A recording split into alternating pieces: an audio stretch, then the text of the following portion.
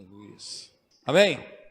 Você que trouxe sua Bíblia, abre lá em Romanos 1, do 16 e 17. Quem crê que o Evangelho de Cristo é um Evangelho que transforma? Amém?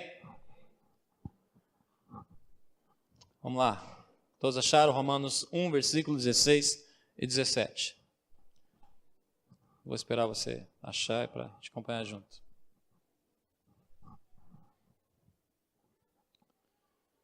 Aleluia.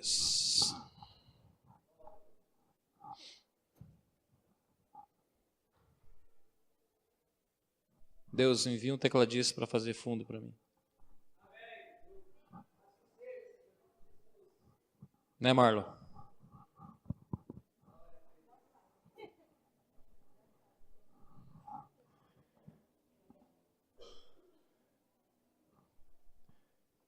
Deus disse que a obra dele é completa, então que complete.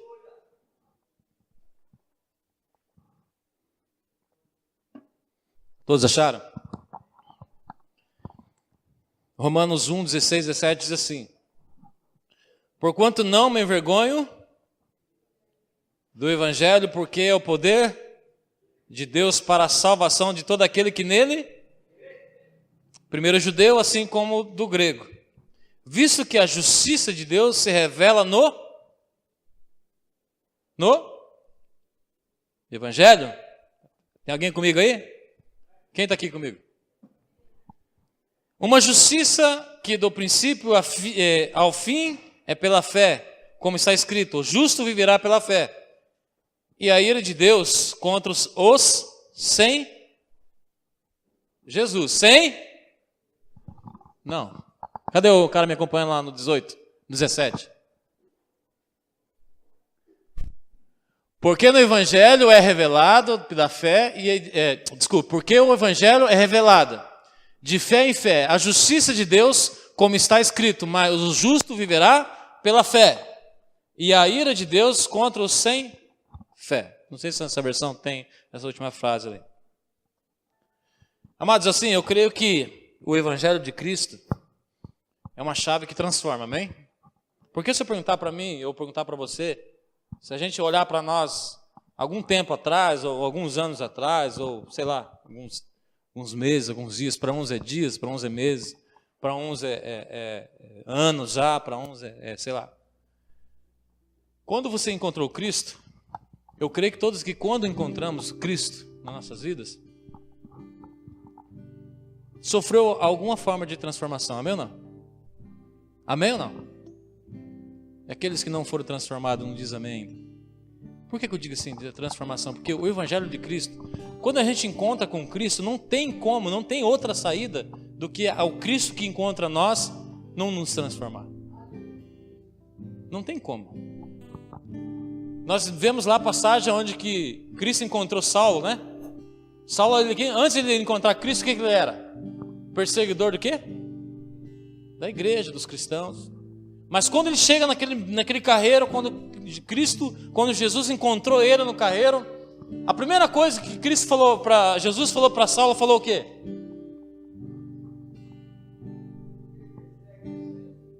Por que me persegues?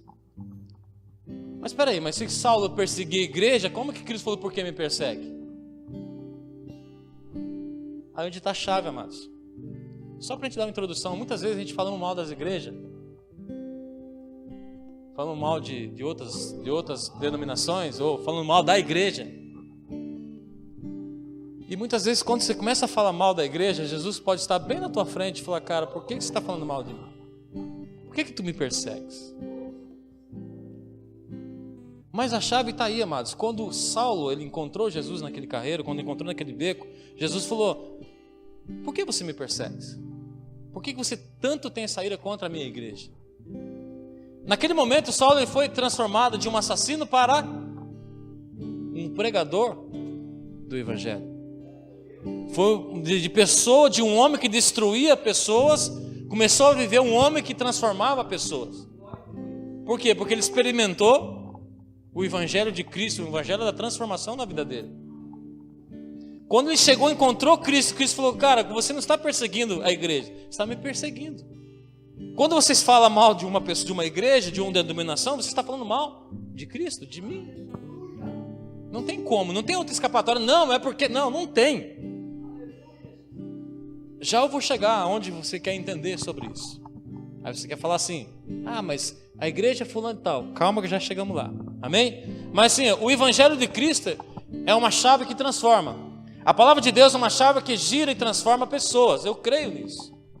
Quantos de vocês já estão na igreja? Quanto tempo? Mas chega aquele tempo, aquela palavra, aquela pessoa que vai ministrar, aquele pregador que vai falar, uma palavra que talvez você já ouviu lá atrás, muito tempo. Mas justamente naquele dia, é a chave que entrou na porta do teu coração e fez bem assim, ó. Pá. Entrou na tua vida, você falou assim, Deus, eu recebo isso. Porque Saulo... um bom tempo ele veio falar de Jesus, um bom tempo ele veio falar das pessoas que caminhavam, que antigamente ele falava as pessoas, se não me engano, ele perseguia as pessoas do caminho, é isso? As pessoas, ele considerava os cristãos naquela época, as pessoas que falavam do caminho, as pessoas do caminho. Mas quando Saulo encontrou Jesus, e Jesus confrontou Saulo, na hora, instantaneamente, Saulo foi transformado. Quando Jesus me encontra, quando Jesus te encontra, amados, quando de repente nós estamos fazendo uma ministração, você vai em um seminário, vem na igreja no domingo, ontem recebemos uma palavra tão interessante, sabe por que muitas vezes nós não somos transformados? Porque nós achamos que conhecemos tudo. Aí é onde mora o maior problema do nós cristão. Você vai ler Salmo 23, aí você não começa nem a dar moral do que eu estou pregando, você já começa a olhar que hora que vai acabar a pregação, eu já conheço Salmo 23. O Senhor é meu pastor. Não é verdade? Aí eu vou lá, leio lá em Romanos, eu pego Atos 2, todo mundo conhece Atos 2. Aí eu vou começar a pregar sobre Atos 2, falo, já conheço a passagem. Sabe por quê, amados? Porque a partir do momento que nós achamos que conhecemos tudo, nós impedimos de conhecer o novo. A palavra do Senhor, ela se renova todos os dias em nossas vidas. E uma coisa igual eu estou falando, quando você recebe uma palavra, e aquela palavra ela entra como uma chave que vira algo na tua vida, que te transforma. Quando o Evangelho chega até você e começa a apontar as coisas para você, fala, realmente eu preciso mudar, realmente eu preciso ser transformado, eu preciso que esse Evangelho verdadeiro me transforme. Só que existe, amados, a diferença, como eu falei antes, como eu recebi essa palavra, e existe o conhecimento, existe, como é que foi a frase usada lá onde está? O conhecimento e o entendimento. Conhecer e entender é totalmente palavras diferentes. Porque eu posso conhecer da Bíblia inteirinha, mas quando eu entendo eu pratico. Conhecimento, qualquer doutorado da faculdade conhece. Mas entendimento ela leva à prática. Conhecimento, eu conheço de tudo. Eu pego a Bíblia de capa a capa. Não, eu conheço esse versículo 23. Não, eu conheço. Nossa, eu conheço Atos 2 lá que fala no Pentecoste. Conheço. Mas eu não entendo. É diferente eu entender, eu pegar a Bíblia, conhecer a palavra e entender e praticar. Então muitas vezes eu posso estar cheio de conhecimento, mas isso aqui de prática. Eu posso estar cheio do conhecimento da palavra. Não, eu fui criado no lar evangélico, eu estudei nas melhores escolas de teologia, tudo bem. Mas não passa de conhecimento, porque a partir do momento que eu conheço, eu entendo e eu pratico. E tem coisas, mas, nossas vidas que precisamos que aquele dia, eu creio que hoje, essa chave do Evangelho, como várias vezes na minha vida, quando eu preciso de algo mudar na minha vida, Deus chega com a palavra real, a palavra de Deus, a palavra que me confronta e fala, Robson, você precisa virar essa chave na tua vida e mudar essa situação na tua vida. E eu creio, amados, que quando essa palavra, o Evangelho nos encontra, ela tem que girar algo na nossa vida. Quando nós somos encontrados pelo Evangelho, quando nós somos encontrados por Cristo, isso tem que nos transformar. Isso tem que nos transformar, não tem como. Cada palavra é uma chave, e quando ouvimos o Evangelho, a palavra do Evangelho, ela gera em nós uma chave que muda e traz uma transformação completa.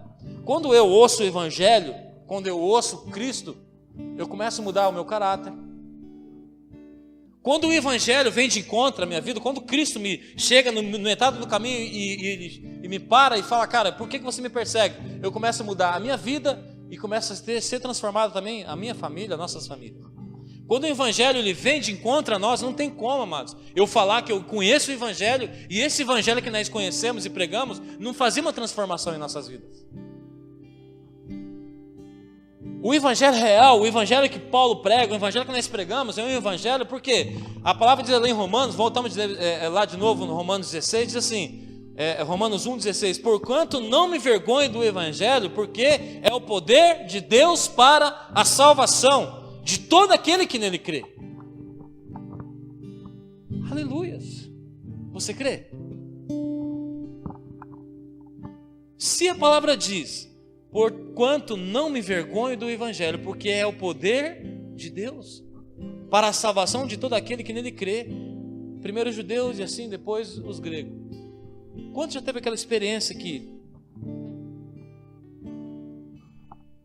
o Evangelho te encontrou num dia, o Evangelho te encontrou numa situação, Cristo te encontrou numa determinada situação, que a partir daquele dia tua vida se transformou totalmente em outra vida? Quem já teve essa experiência com o Senhor? Eu já tive. Eu já contei muitas vezes aqui, que uma vez eu estava na Ilha do Mel, chapado até o último, olhava assim as estrelas, a lua, e aquele monte de gente pulando ali a onda e fazendo seus votos. Eu falei, Deus, se é o Deus que minha mãe reclama por mim existe, eu não vou precisar pular essas ondas, porque eu sei que se esse Evangelho me encontrar, eu sou transformado. Eu lembro até hoje que naquela sexta-feira o pessoal tudo pulando onda, fazendo pedido das orixás e manjás. E eu falei, não, Deus, o Evangelho que eu já ouvi falar, esse Evangelho transforma. Se o Senhor me encontrar hoje e me transformar, daqui em diante eu vou seguir esse Evangelho. Amado, segunda-feira, no outro dia, cigarro perto de mim já me dava ânsia de vômito. Porque eu já encontrei. Se quando o Evangelho te encontra, eu não vou dizer para você que você vai ser totalmente, de um dia para a noite transformado inteiro. Pode ser que sim, mas pode ser que não. Mas eu não conheço ninguém que nunca foi transformado quando encontrou o verdadeiro Evangelho. Eu não conheço ninguém que não foi transformado quando encontrou o verdadeiro Evangelho. Não conheço. Porque o Evangelho ele vem, amados, porque o Evangelho é o poder de Deus para a salvação. Então assim, isso não é uma pergunta, amados. Aqui diz assim, isso não é uma pergunta, é uma afirmativa em nossa vida. O Evangelho é o poder de Deus para a salvação. Não estou contando, está aqui, está escrito na Bíblia. E se está na Bíblia, é verdade. E se é verdade, tem que ser verdade nas nossas vidas. E se não está sendo verdade na minha vida, porque eu ainda não encontrei esse Evangelho. Mas vamos lá. A palavra aqui de Deus, como estamos representando esse Evangelho aos outros? O poder de Deus não é só um milagre. O poder de Deus é vida, e é a vida que ressuscitou a Cristo. Olha só. Muitas vezes nós somos levados pelo um Evangelho nós conhecemos, talvez não é nossa falha, mas talvez nós fomos ensinados dessa forma. E quantas vezes eu e você convidou alguém para vir para a igreja dessa forma assim? Eu já convidei. Irmãos, vão lá na minha igreja porque, olha, eu garanto que a tua vida financeira vai ser transformada. Eu garanto que você vai ser curado dessa situação. Quem já fez isso? Só o Nelinho, que é evangelista aqui, já convidou alguém para ir para a igreja e falou isso aí? Não. Quem já fez isso? Eu já fiz, amados. Eu já fiz. Amados, se você for para a igreja, você vai ser curado. Se você for para a igreja, você vai ser... se você for lá na igreja, lá no dia de quarta-feira, que o culto de oração, a tua vida vai mudar. Só que nós pregamos esse evangelho vazio. Um evangelho que cura, um evangelho que muda você de trabalho, um evangelho que muda, que talvez te sacia os seus desejos momentâneos. Mas nós esquecemos de apresentar um evangelho real, um evangelho que transforma. Não, eu acredito que se você for encontrar esse Cristo, encontrar esse evangelho vai te transformar. E depois que ele transformar, se for a vontade de Deus, você vai ser curado. Se for a vontade de Deus, você vai prosperar. Mas a intenção do evangelho não é prosperar e nem só curar. O evangelho, o que está escrito ali? É o poder de Deus para a salvação. Muitas vezes nós chamamos as pessoas para vir para a igreja para receber um milagre, mas sabe onde está o ponto errado? E se Deus não está nesse convite nosso? Se Deus não quer resolver o milagre da vida dele, você falou que se ele viesse para a igreja, algo ia acontecer. Se Deus falou assim, não, cara, eu não quero fazer um milagre, eu quero salvar a vida dele. E aí? Aí essa pessoa vem, não recebe, e quantas dessas pessoas nós já conhecemos por aí? Que achava que vinha para a igreja ia ficar rico, que achava que vinha para a igreja ia transformar a tua vida de um funcionário, ia virar supervisor, gerente, e até coordenador, até dono da empresa, mas o cara não faz faculdade, não faz nada, e quer que Deus é negligente. Não, mas na minha igreja, se eu orar por você, realmente você vai virar o dono da empresa. Deus não é negligente, amado. Deus ele trabalha com as formas certas. Deus ele trabalha com as formas, com as leis da terra também. Se na minha empresa diz para mim ser gerente eu tenho que fazer faculdade de pós, eu posso pedalar 10 anos, eu não vou ser gerente enquanto eu não fazer faculdade de pós. Não é porque você vai vir para Atos, não, vai lá para Atos, amado, vamos fazer lá uma oração. Parece mais uma culpa gospel do que oração de crente. Não, mas pode confiar que você vai ganhar. Amados, esse não é o evangelho, amados. O evangelho é o poder de Deus para a salvação. As outras coisas, outras demais coisas, elas vão vir acrescentadas. Não diz a palavra assim? Buscar primeiro o quê? Buscar primeiro o reino de Deus, e as outras coisas vão sendo. Mas muitas vezes as pessoas vão buscando as coisas ser acrescentadas para depois buscar o reino de Deus. Não, primeiro eu vou melhorar minha vida financeira, primeiro eu preciso, porque aí a hora que eu melhorar, pastor, é que, cara, tá difícil, mas assim que melhorar eu volto de novo para a igreja. Eu não conheço esse evangelho que você está querendo. O evangelho de Deus diz assim: buscai primeiro as coisas dos céus, do reino de Deus, e tudo isso que você precisa, fica tranquilo, descansa na sombra do Senhor, a sombra do Onipotente descansará. O Senhor é meu pastor, aí vale o versículo 23 de Salmos. O Senhor é meu pastor e nada vai te dar falta, nada você vai sentir falta. Mas a partir do momento que o Senhor for o teu pastor e você será a ovelha desse pastor. É muito fácil nós lermos lá, o Senhor é meu pastor e nada faltará, mas eu nunca vou me submeter que Ele seja meu Senhor e muito menos seja ovelha do pasto dele. Como é que esse versículo 23 vai valendo na minha vida? Amados, Bíblia não é um livro de mandinga. Bíblia não é um livro de você abriu assim e pá. Uau, que legal, se eu abrir a palavra hoje. Quem já fez isso? Sabe assim?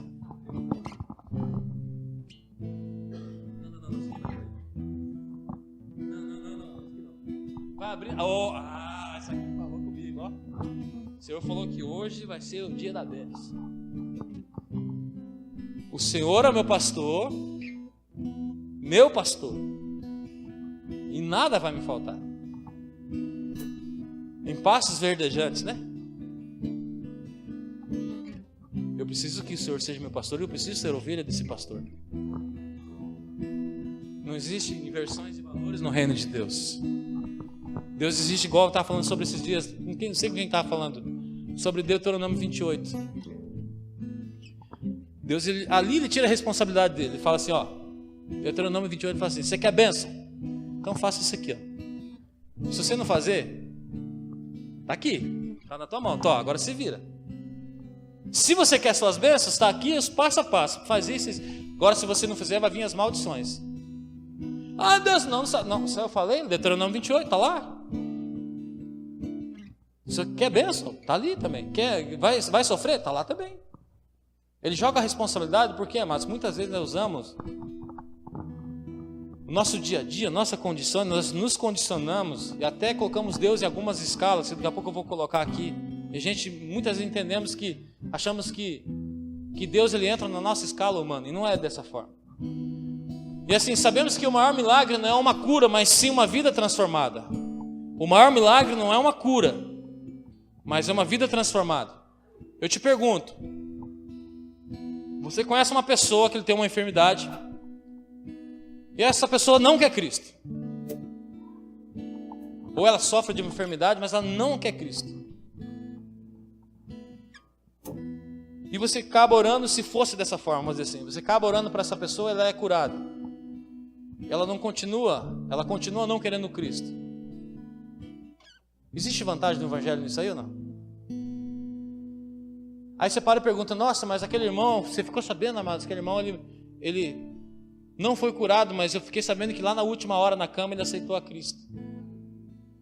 Eu já vi falar muitas vezes assim,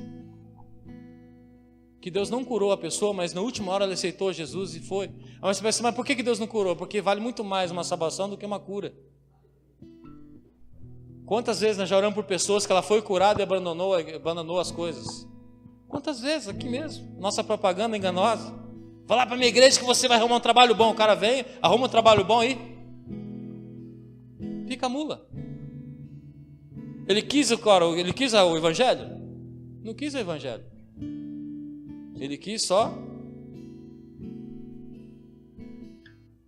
Então assim, amados, vale muito mais. Sabemos que o maior milagre não é a cura, mas sim uma vida transformada. O evangelho, ela é salvação. O maior problema é quando começamos a colocar Deus em uma escala em nossas vidas. Sabe como é que eu quero chegar nessa frase? Colocar Deus em algumas escalas em nossas vidas é daquela forma assim que eu já falei, você também já falou, tá? Tudo que eu estou pregando aqui porque eu também já falei. Primeiro Deus, segundo família, terceiro ministério, quarto trabalho. Amados, Deus, Ele não vai entrar nessa escalinha nossa. Ou Ele é Deus por completo, ou Ele é Deus desde família, trabalho, ministério e tudo. Porque nós queremos colocar Deus numa escala nossa humana. Não, primeiro Deus, depois família. Amados, Deus tem que ser tudo, 100% em nossas vidas. Porque daí, sabe o que eu digo? Você pode ser, não, mas eu não posso colocar minha família acima do meu ministério. Tudo bem? Mas se Deus está junto comigo na nossa família, a minha família vai entender que Deus é o primeiro lugar, então isso não vai ter problema na minha família. Porque a palavra diz assim, amai o Senhor sobre todas as coisas. Aí nós escolhemos colocar Deus numa escala para defender os nossos interesses.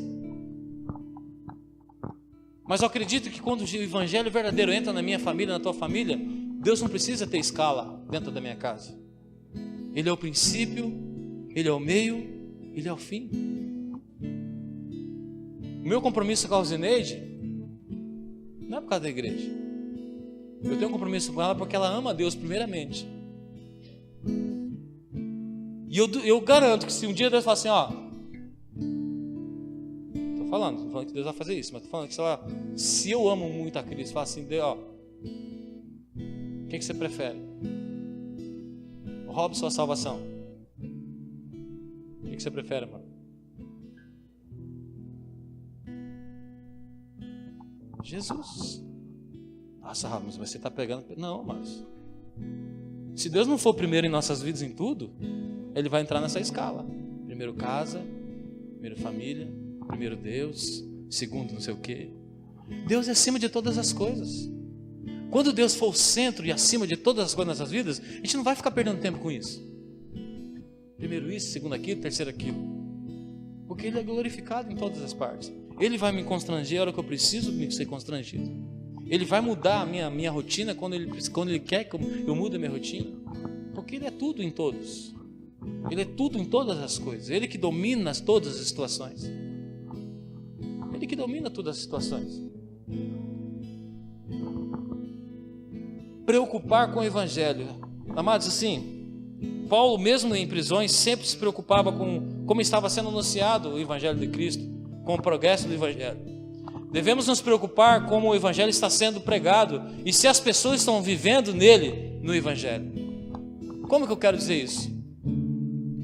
Será que o evangelho que você prega, anuncia, Paulo, quando ele pregava o evangelho nas igrejas, quando ele pregava o evangelho lá nos lugares, mesmo na prisão, ele sempre mandava carta. Como é que está indo o povo aí? Como é que está sendo o pessoal? Aquilo que a gente comentou lá, aquilo que Cristo nos ensinou, eles estão continuando fazendo aquilo? Eu fiquei sabendo que começaram já a desviar do caminho. Isso é verdade? Os caras respondiam, o povo aqui, não sei o que, começou. Não, diga para eles voltar ao princípio daquilo que Deus nos ensinou. Diga para eles que não é dessa forma, não é por aí que eles têm que caminhar. É aquilo que Cristo deixou como ensinamento, é dessa forma que nós temos que caminhar. E nós, meus amados, muitas vezes nós temos que entender isso Que será que aquilo que nós estamos pregando como evangelho, nós estamos preocupando de tal forma que você chega até a se preocupar que, vamos dizer assim, o ensinamento, vamos colocar aqui para os líderes de grupos familiares aqui, líderes de grupo de célula. Nosso evangelho, dentro do nosso grupo familiar, está sendo ministrado conforme Cristo mandou ministrar? Será que as pessoas que estão tendo o nosso cuidado, estão sendo transformadas, elas estão seguindo um padrão de Cristo, um padrão do evangelho, ou nós estamos tentando desviar o caminho? Não, faz o seguinte, não, é o seguinte, a Bíblia diz disso, mas sabe assim, para agradar o irmãozinho? Não, irmão, tudo bem, eu entendo você, mas dá para fazer assim também? Não, ou é assim, ou é assim. O evangelho não tem como negociar com o evangelho, amados. O evangelho da verdade, ele é da verdade. O evangelho, a palavra da verdade, ela é inegociável. É invendável, vamos dizer assim. Não tem como eu dizer assim, não, gente, não, mas eu estou com medo, vai que eu falo isso e a metade da igreja sai. Se o evangelho for aqui, eu vou falar aqui. Não, mas vai que eu falo e meu filho acha ruim. Tudo bem, pode até achar, é direito dele achar ruim. Mas o evangelho diz que é assim. Paulo se preocupava em manter o padrão do evangelho por onde ele passava. É assim, meu vínculo, desculpe. A restauração na família não é estar felizes e nem estar bem, amados. Mas quando toda a nossa família está restaurada na vontade de Deus. Muitas vezes nós queremos restaurar a nossa família, queremos restaurar a nossa casa, mas sem a vontade do Pai. Sem perguntar se Deus está no negócio, sem perguntar se aquilo que nós estamos fazendo, Deus está aprovando aquilo. Deus não tem compromisso só com a minha família, Deus tem compromisso com a família que Ele padronizou. Deus ele não vai mudar os padrões dele com o padrão da minha família. Deus tem um padrão familiar. E é isso que eu tenho que me submeter a esse padrão familiar. Não é o padrão de Deus que vai submeter ao meu padrão da minha família. O evangelho existe um padrão. Eu, com a minha família, tenho que me submeter ao padrão do evangelho. Não o evangelho submeter ao padrão da minha família. Porque daí existe troca de valores, amados. Aí eu volto a falar de novo, Salmo 23, Senhor é meu pastor. Mas o meu pastor aonde? Se na hora que ele chega a ser o meu Senhor, eu não quero que ele seja meu Senhor. Existe um padrão que a gente precisa... desligou aqui.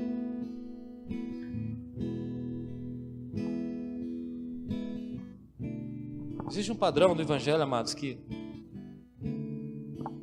quando o evangelho nos transforma, quando ele nos encontra, tem que haver transformação.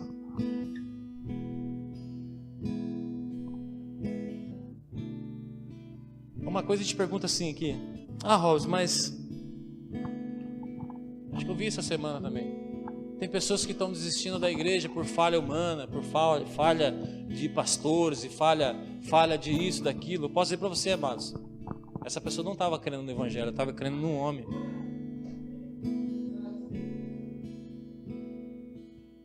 A partir do momento que você começar a seguir homem, eu posso dizer para você, isso não vai durar um ano com esse homem. Nós temos que seguir o que o evangelho está dizendo que é para seguir. Se o evangelho diz que o padrão tem que ser dessa forma, o padrão tem que ser dessa forma. Uma coisa diga assim, mas hoje as pessoas não querem mais entrar na igreja porque fulano, a igreja tal, a igreja B, a igreja C estão fazendo, amados. Eu acredito ainda na verdadeira igreja. Eu acredito na verdadeira igreja, que é a igreja de Cristo. Aquela que ele chegou diante de Saulo e falou: Saulo, por que tu me persegues? Eu acredito nessa igreja verdadeira. Eu acredito que eu e você podemos ser essa igreja verdadeira. Mas o pastor, o fulano, a denominação, amado, a denominação, mas a igreja de Cristo, ela existe. Porque se ele fala que virá buscar uma igreja, o que ela tem? Essa igreja é o quê? Pura, imaculada. Porque ele sabe que existe a igreja pura e imaculada. Ele não diz assim, se um dia estiver uma igreja pura e imaculada, aí eu vou vir, aí eu vou buscar. Não, ele fala, eu virei para buscar a igreja pura e imaculada. Então essa igreja de Cristo existe. E se essa igreja de Cristo existe, e qual que é o padrão da igreja de Cristo? pura e... Então, se eu quero ser uma igreja de Cristo, eu tenho que começar a caminhar, a ser puro, a me santificar, a me preparar. Porque o dia que ele vier nos céus, o dia que ele vier nas nuvens buscar, ele vai buscar esse padrão. Uma igreja pura, imaculada. Uma igreja que não se desvia nem para a direita nem para a esquerda. Uma igreja que não negocia padrões. Uma igreja que não coloca Deus em escalas. Uma igreja que o Deus é o centro de todas as coisas. Um Deus que não coloca, fala assim, não, Deus, você tudo bem, mas até aqui, não. Ou Deus é tudo em todos, ou não é nada. Não existe, amados, uma escala humana para comparar o padrão de Deus. Aleluia. Aleluia. Aleluia. Aleluia. Aleluia. Aleluia. Tu és santo, Pai. Tu és digno de toda a honra e toda a glória. Tu és digno, Senhor, de toda a honra e toda a glória. Abra lá 1 Pedro 3, do 14 ao 18.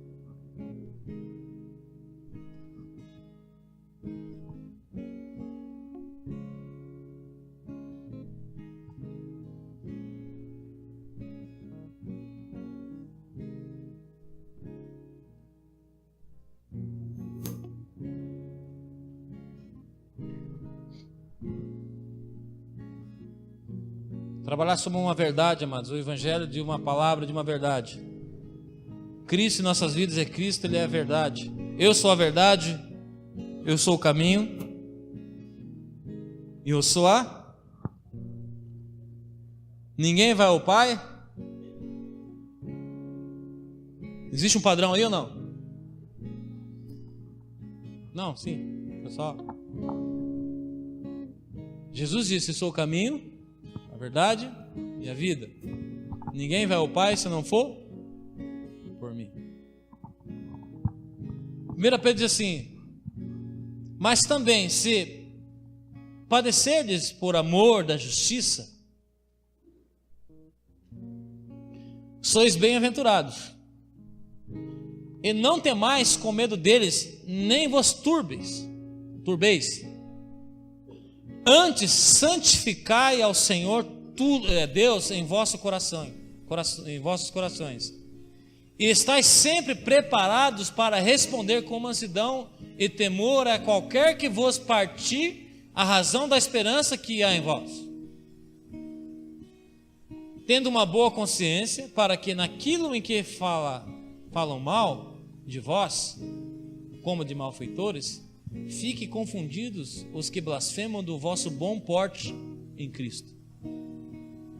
Porque melhor é o que padeceis fazendo o bem, se é a vontade de Deus, assim o quer, do que fazer o mal.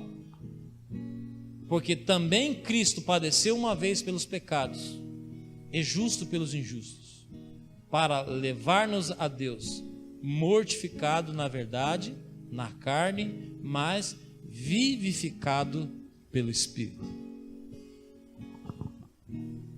Amados, o Evangelho nunca disse que eu tenho que ser servido. O Evangelho diz que eu tenho que servir. O Evangelho nunca disse que eu tenho que só ser honrado, eu tenho que ir honrar.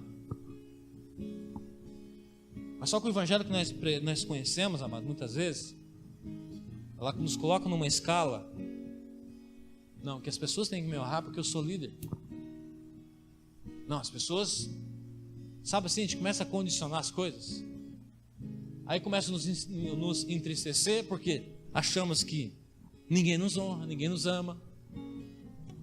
Porque eu faço para aquele irmão tantas coisas e ele para mim não faz nada. É porque eu já lutei tanto por aquela pessoa e aquela pessoa não faz nada. Não é justo o que ele fez comigo. Quantas vezes já pensou assim? Não é justo o que aquele irmão está fazendo, amados. Você acha que era justo Jesus morrer por mim e por você? Será que era justo? Não era justo. Aí ele fala, ele morreu por quem? Pelos injustiçados e pelos pecadores. Aí quando você começa a falar que não é justo que a pessoa perdoe, cara, mas quem disse que também Cristo era justo morrer por você? Quem disse que você tem alguma uma justificativa aplausível? Não, tudo bem, Robson. Você é tão bonzinho, então por isso que eu vou descer na terra aí, eu vou morrer por você. Não. Ele morreu por amor a mim. Ele morreu por amor a você, com amor incondicional, amor sem condições, sem condicionamento. Não, eu vou lá, eu vou me despir, eu vou sair de toda a minha glória, eu vou me entregar, e eu sei que eles vão chegar lá e vão cuspir na minha cara. Eu sei que chegar lá eles vão bater em mim, vão dar vinagre para mim não tomar lugar de água, mas eu vou lá e vou morrer por eles. E muitas vezes nós nos achamos na posição de honra e queremos que as pessoas nos honrem, mas olha só, queremos que não podemos restaurar o que está fora, sendo o que está dentro não está restaurado. Como que eu quero colocar essa parte? Queremos restaurar o que está fora, mas o que está dentro não está restaurado. Então o que acontece? Eu quero que o meu vizinho, queremos mudar as pessoas ao nosso redor, com julgamentos e apontar seus erros, e esquecemos de olhar para nós. Então não adianta eu querer mudar as coisas que estão fora, sem eu mudar a minha vida por dentro. Queremos que ele faz certo, mas eu não preciso fazer certo. Exigimos santidade dele, mas eu não preciso ser santo. Mas não vivo em santidade. Cobramos que ele não ora, mas cobramos que ele não ora, mas eu também não oro. Outra questão, exijo o amor, mas eu não amo. Exijo a proximidade, mas eu sou muito distante. Exijo carinho, mas eu não dou o carinho que eu preciso, que as pessoas me dão, eu também não dou. Quero um namorado, quero um namorado fiel, uma namorada fiel, mas eu não sou fiel a Deus. Deus, eu quero uma namorada que seja fiel ao Senhor. Eu quero um namorado, Deus, nossa, o cara que seja um xalá, manto puro. Eu vou falar no manto puro. Quero um xaramanaia, quero aquele cara que fala em línguas. Mas será que eu estou no nível daquilo que eu estou pedindo? Porque Deus também não vai estragar a vida do outro.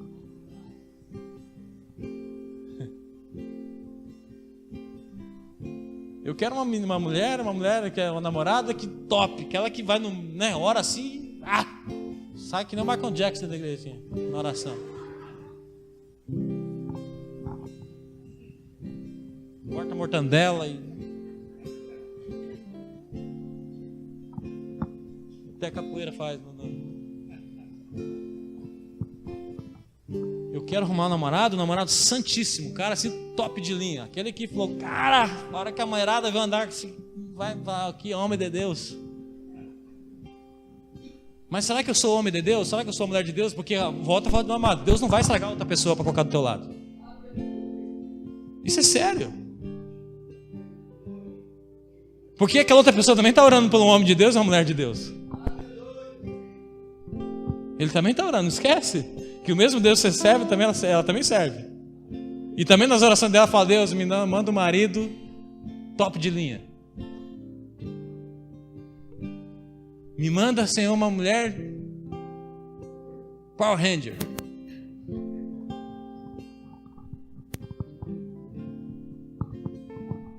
Mas será que eu estou sendo Power Ranger? Será que eu tenho um compromisso que eu estou exigindo que outra pessoa também tenha? Porque é fácil montar um padrão, né? Não, quero assim. Se não for assim, fico para titia. Deus não tem pressa, Deus é eterno. Deus mora na eternidade, não tem pressa que sua vida se transforme, porque ele não vai estragar a vida da outra pessoa. Deus mora na eternidade. Ele tem tempo para esperar você mudar, eu mudar. Não, um dia eu mudo. Tudo bem? Outra questão do evangelho, amados, quando ela vem para transformar, o evangelho tem que vir para nos transformar. Quando Deus fala com você hoje, para você transformar a sua vida hoje, se Deus está falando com você que precisa de alguma área ser transformada, transforme hoje. Mude hoje. Porque muitas vezes ele deixa, não, mas amanhã, outro dia, eu vou, amado, tudo bem, eu volto a dizer para você, Deus é eterno. Deus ele tem todo o tempo dele na eternidade para esperar você mudar. Mas eu te pergunto, quanto tempo nós temos aqui na terra para nós mudar?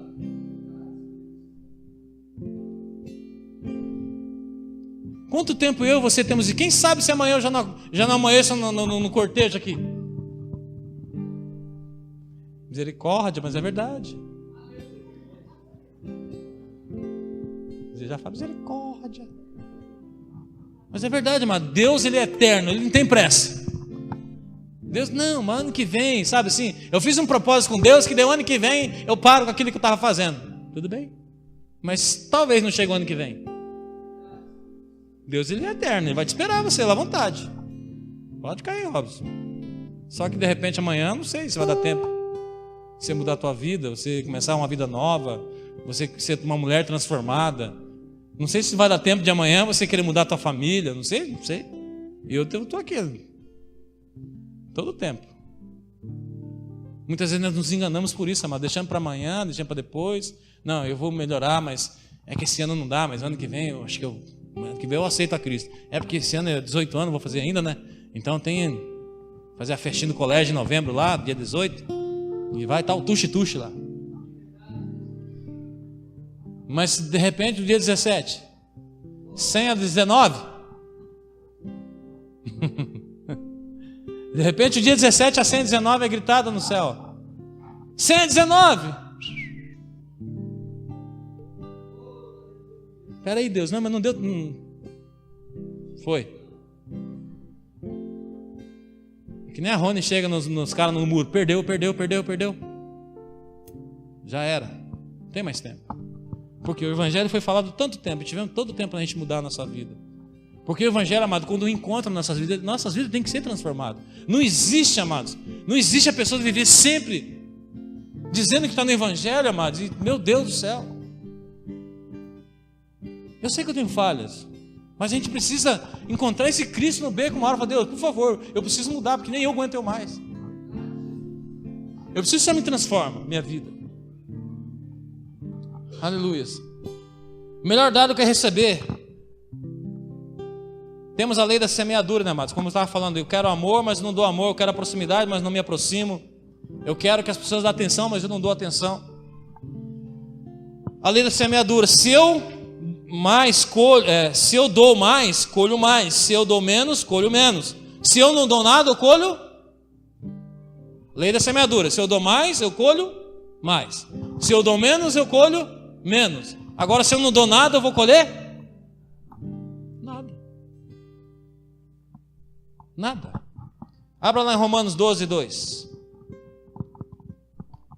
Por que eu estou dizendo isso em Romanos 12, 2, nessa questão de colher? Porque o mundo prega isso, amados. E se o cara não deu moral para você, abandona. Aí, tá vendo? Pagou o preço pro cara lá, o cara agora virou as costas para você e nem deu tchau para você. Nossa mente nos condiciona isso muitas vezes, amados. Puxa, quantas vezes você já ficou triste no teu coração? Puxa vida, nossa, mas a gente pagou um preço para aquela pessoa e chegou no final de tudo, saiu fora. Mas olha o que diz lá em Romanos 12, 2. Não se amoldem ao padrão deste mundo, mas transforme-se pela renovação da sua mente, para que sejam capazes de experimentar e comprovar a boa, agradável e perfeita vontade de Deus. Amados, não devemos desistir do Evangelho de Cristo. Nós temos que defender o Evangelho. Para defender o Evangelho custa muito, amados. Paulo era preso, açoitado, mas nunca desistiu do verdadeiro Evangelho. Muitos falam mal das igrejas que estão por aí, mas essas não são a verdadeira igreja de Cristo. Eu acredito na igreja de Cristo. E podemos ter orgulho em defender este Evangelho puro e simples. Mas não só a cura, não só que cura, mas que transforma, restaura e traz salvação. O Evangelho verdadeiro, ele transforma, restaura e traz salvação, porque o Evangelho é o poder de Deus. O Evangelho é o poder de Deus, amados.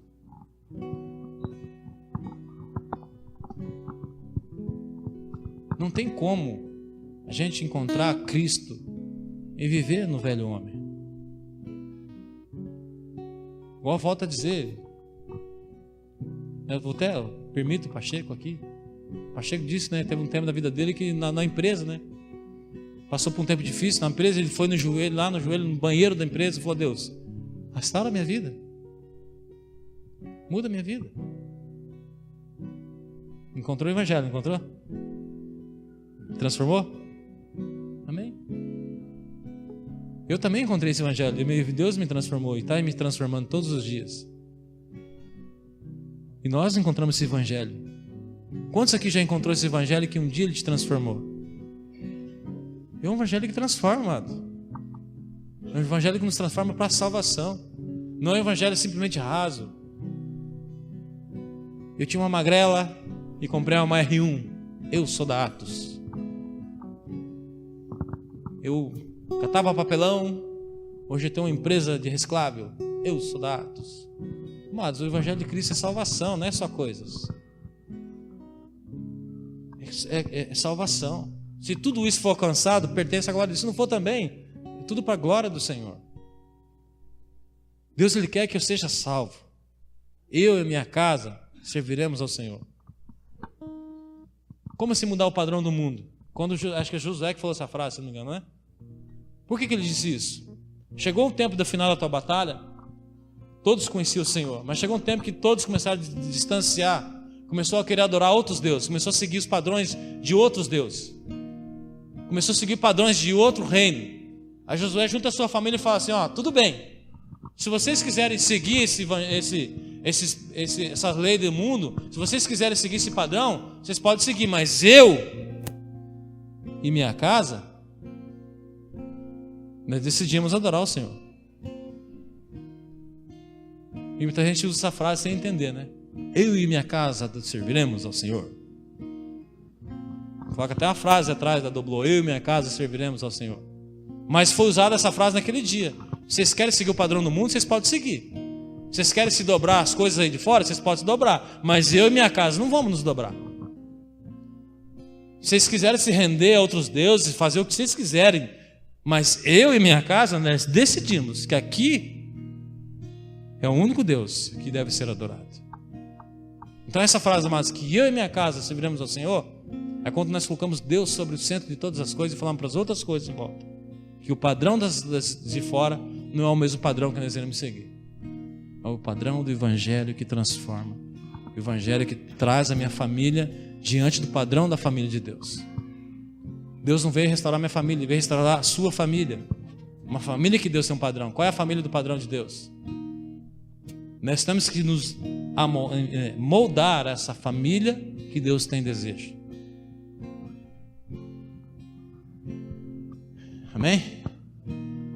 Então, amados, para a gente encerrar, eu quero dizer assim que eu acredito nesse verdadeiro evangelho. O evangelho que transforma. Um evangelho que lá atrás, Robson, 5 anos atrás, era um Zé nada e hoje é um Zé mais um pouquinho. Não é nada muito mais, mas é um pouquinho mais do que era lá atrás. Porque o evangelho me encontrou. E eu creio que se o evangelho te encontrar, nos encontrar, amados, não tem como. A gente viver uma vida de regresso, uma vida, não, que não sei o quê, não. Se Cristo nos encontrar verdadeiramente, como encontrou Saulo, nós entendemos esse Cristo, entendemos esse evangelho. Esse evangelho é um poder de Deus que transforma, é um poder que leva nós à tua salvação. Salvação para minha casa, salvação por onde eu passar. Ali diz assim, eu não me vergonho do evangelho. Como é que eu vou me vergonhar daquilo que me transforma, amado? Como é que eu posso me vergonhar daquilo que um dia me tirou de uma vergonha? É um prazer eu falar que um dia eu valia nada e Deus me transformou, me mudou. E o evangelho está para ser, amados, ministrado através de poucas coisas. Para mim finalizar, eu agradeço assim muito pelo pessoal que trabalhou no Dia das Crianças. E eu creio que o pouco que nós damos aqui no Dia das Crianças, nós ministramos o evangelho da verdade. As pessoas entrando, e um pouco eu estava aqui, a gente passou um pouco desse evangelho da verdade. Onde um dia a gente emprestou um estacionamento para o mercado, ele nos ofereceu um refrigerante de troca, eu falei, não quero refrigerante. Pega a chave, tira uma cópia, e quando você precisar, o pátio é teu. Hoje eu passei aqui, fiquei muito feliz que o portão estava aberto e estava uma plaquinha ali, estaciona aqui, estacionamento do Mercado Mercato. E carros aqui dentro, entrava aqui, ia lá, comprava, pegava o carro e ia embora. E uns por aí falaram assim, cara, se fosse você, cobrava 50. Eu não vou cobrar 50, porque isso aqui Deus nos deu. Porque se eu cobrar 50, eu vou entrar naquele evangelho que lá fora não é a verdade. Aquele evangelho que muitas vezes extorquindo pessoas. Se Deus nos deu aqui é para nós sermos bênçãos nas pessoas que estão ao nosso redor. E através desse simples chave na mão no estacionamento, a gente ganhou essa festinha do Dia das Crianças. Esse é o verdadeiro evangelho, amados. Revelar Cristo que está dentro de nós nas pessoas. Revelar o verdadeiro evangelho que está dentro de mim, do Pacheco, do Roberto, de quem está aqui nas pessoas. As pessoas olham para mim e falam assim, cara, eu acredito ainda na verdadeira igreja. Porque sabe por quê, amado, que eu digo isso? Porque no final do dia, uns aí descobriu que eles estavam nos ajudando, correram lá para pedir ajuda também. A gente não precisou fazer isso. Porque as pessoas enxergaram em nós esse evangelho puro e simples. Vamos proclamar esse evangelho puro e simples. Só das minhas atitudes. A palavra diz muitas vezes, né? Acho que é São Agostinho, se eu não me engano. Quer pregar o evangelho? Se possível, use as suas palavras. Mas as suas atitudes vão fazer tudo. As suas atitudes vão fazer que esse evangelho possa crescer e as outras pessoas possam se aproximar desse verdadeiro evangelho. Amém? Vamos orar um pouquinho? Curva a tua cabeça e... Existe um padrão familiar e Deus quer convidar você a entrar nesse padrão dele, na tua família. Eu não sei o que Deus precisa ajustar aí na tua família com esse padrão, mas peça a Ele, Deus, eu preciso que minha família seja ajustada no teu padrão. Os meus negócios sejam ajustados no teu padrão. Os meus pensamentos sejam ajustados no teu padrão. Os meus planos de vida sejam ajustados no teu padrão. E Deus, que através desse padrão em nossas vidas, o padrão do evangelho em nós, esse padrão que é o poder de Deus, um poder que transforma, que possamos, meu Pai, através de nossas vidas, Deus, levar esse evangelho a outras pessoas, multiplicar a outras pessoas, mesmo na simplicidade, mas na pureza que Cristo